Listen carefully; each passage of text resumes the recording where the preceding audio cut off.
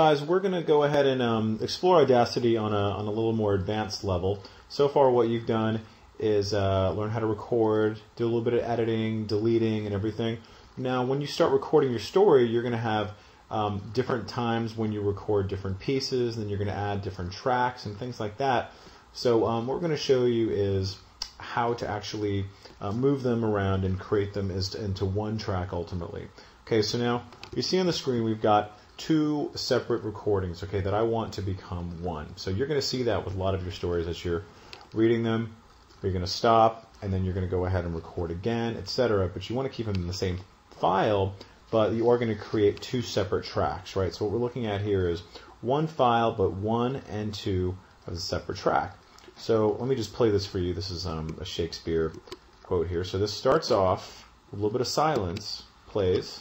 All the world's a stage, and all the men and women merely players. They have their Okay, so then we come over here where it ends. Okay, I put a stop here, and then I record it again. A little bit of silence. And then the whining schoolboy with a satchel and shining morning face, creeping like snail. Okay, so what I want to do is actually fuse the two of these together.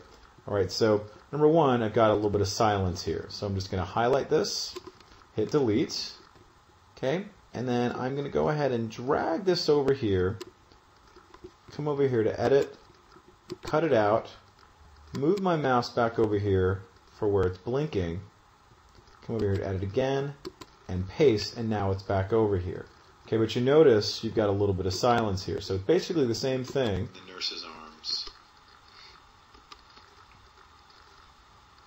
And then the whining schoolboy. Okay, so you see that. So we want to get rid of that silence and make a nice, seamless gathering of those two, like just kind of bridge those two together. So I just deleted it. I highlighted it and then deleted it just like that, just like I did with the other ones. In the nurse's arms. And then the whining schoolboy with a satchel and shining morning. Okay, so maybe you want to get rid, maybe that's too much silence, so you just highlight and then delete.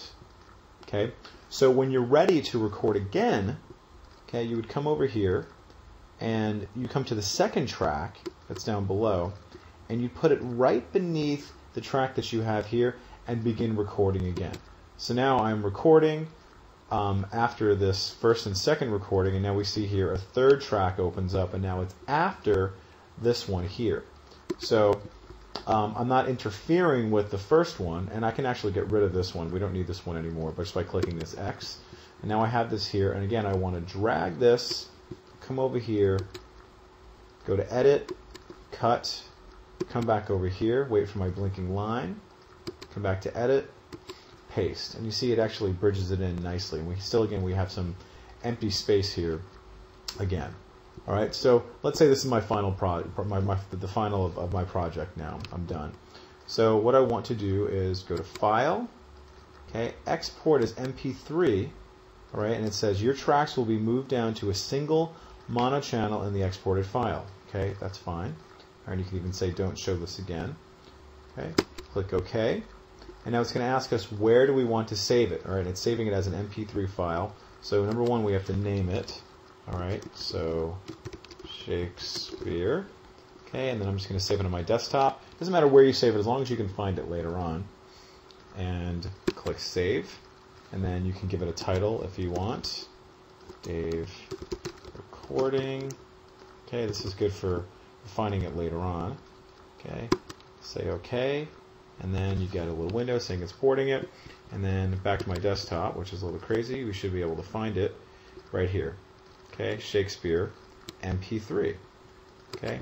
Now I believe for Windows users, we're going to make sure they need to download the encoder, which is on the Ollie Digital Storytelling website, in order to do that. So this is basically what you're going to be doing. You're going to be doing a series of these as you go on, and to ultimately create your final storyline. Okay, and like I said in the first tutorial, you're going to want to put a second track of your audio, okay, by going to import audio and then following all the steps, finding it here, just like I did in class. Okay, we have my Beethoven, and then you're going to see it's going to open as a second track right beneath it. This is going to take about another 10 seconds or so. And then as that comes in, you're going to be able to hear both my voice and the music beneath it. So that's going to be your ultimate final project. Okay, so let's give it another couple of seconds. And then I'm going to play it with Beethoven underneath it. So we've got two different layers here. All right, so let's start from here. Play it. All the world's a stage, and all the men and women merely players. They have their exits and their entrances, and one man in his time plays many parts. His acts being 7 ages, at first the infant, mewling and puberty. See, you can actually even hear the difference between when you heard it the first time without the music, and then afterwards when you put in this kind of sad-sounding classical music, it has a way different effect on there, so you can see how that works. So it's as simple as that, and then when you're done with this, when you finally have the sound in there, again, export as MP3, do the same thing. All right, so I wouldn't actually completely export it until I was done with all my music and my words all together. All right, so I hope you enjoyed this tutorial, and I hope this answers a lot of questions for you. And we'll see you next time in class. Thanks.